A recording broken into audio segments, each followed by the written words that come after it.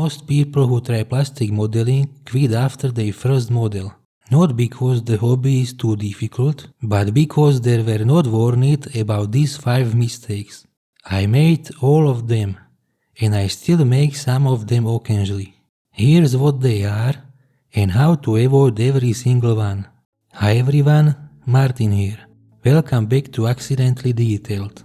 Let's get into it. The biggest mistake I always hear is this one. Start with a cheap or old kit, because your first model will be bad anyway. This is probably the biggest reason why many people quit this hobby before they even finish their first model. Here I have 2 frames, one from an old kit and one from a modern kit. You can immediately see the difference in quality of parts. Old kits have many flaws, depressions in the plastic, flash around the parts, and injection pin marks in very visible places. Their accuracy is usually poor and the fit is bad. You can end up spending more time repairing the kit than actually enjoying the build.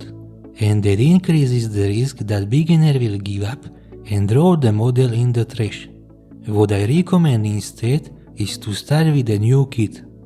Today, plastic kits are quite affordable, and a new kit doesn't have to cost more than an old one. New kits are much better engineered. The fit is better, injection pin marks are hidden in invisible places, and flash or sink marks are minimal or completely absent. The difference in building experience between an old and new kit is enormous, and beginners usually don't notice. The idea is simple. Make first build as enjoyable as possible. The fewer obstacles beginner meet on first attempt, higher the chance will stay in this hobby. Another common mistake I see is choosing the wrong scale.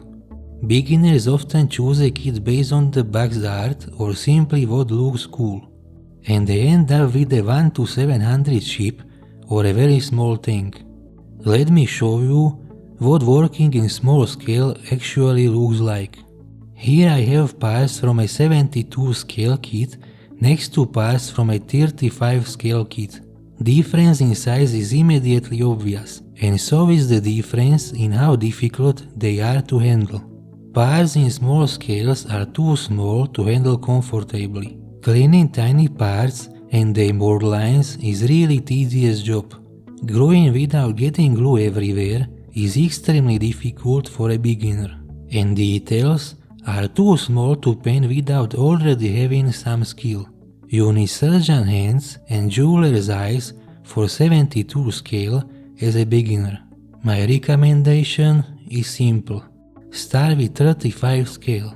Parts are big enough to handle comfortably, and if a part flies off your tweezers, there is at least a chance you will find it. Details are visible and paintable even for beginners. This scale forgives more mistakes than smaller ones, and there is wide range of subjects available. Tanks, vehicles, figures, so you can choose your favorite machine. 35 scale is the standard armor scale for a reason. It is the sweet spot between detail and manageability. Once you are comfortable in 35 scale, you can explore other scales with proper skills. A good alternative is 40 scale armor kits from Tamiya. The scale is smaller, but number of parts is lower and the quality of the kits is very high. Third mistake I find very common is ignoring mold lines. Every plastic part has a mold line, running across it from the manufacture process. Most beginners don't know they exist. Some beginners see them and simply think they don't matter. They do matter. How to find them? Hold the part under a raking light and rotate it slowly. The line appears as a slight ridge catching the light. How to remove them correctly? Don't use the knife edge to cut. Scrape with the flat of the blade. Hold the blade perpendicular to the surface and scrape gently along the line. you can sand it lightly afterwards with fine sandpaper. And this is exactly the kind of detail that separates a beginner model from something better. A little extra time on every part, completely invisible mold line, worth every second. For mistake is something I still do occasionally, and I always regret it. Not dry fitting before gluing. Dry fitting means assembling the parts together without any glue first. And it takes just a little time, but it can save a lot of problems. Dry fitting reveals gaps and alignment problems before they become permanent.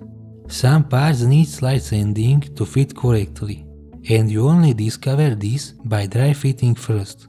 Once something is glued incorrectly, it is very difficult to fix without damaging the model.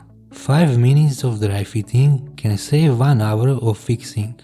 Always test before you glue. And the fifth mistake, probably the most entertaining one. Using too much glue. In this hobby, we use plastic cement to glue parts together. And the most common mistake is simple, using way too much of it. Let me show you what happens. You can see the glue squeezing out from every connection.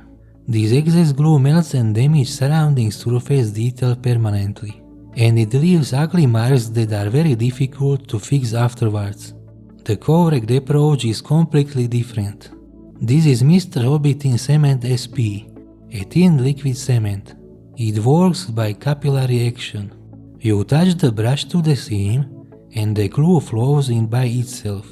No excess, no mess, no damaged detail. Touch the seam, not the parts. Use as little as possible, and let the glue do the work. So friends, these were the 5 biggest mistakes beginners make in my opinion. I find these mistakes the most common, and I hope this video helps at least one person who is trying to enter this awesome hobby. To attract new people into this hobby, we need to put as few obstacles in their way as possible. If anyone would like a recommendation from me, here are 2 I can recommend from personal experience. Both are 35 scale, the scale I recommend for beginners. Why these specifically? They are new kits with modern engineering. Parts are clean, no sink marks, no flash. Their fit is really good and putty is needed only minimally. The number of parts is quite low, but the level of details is very high. Tracks are link and length style, which is ideal for beginners. They also include the most important photo etch parts, like engine covers grills. And what is more, they are quite affordable for what you get in the box. The Panther is in the lower €20 price range. The T34 is in the lower €30 price range. So guys, that is the end of this video. I hope someone find it useful, even just a little. Thank you for watching, and I wish you all the best.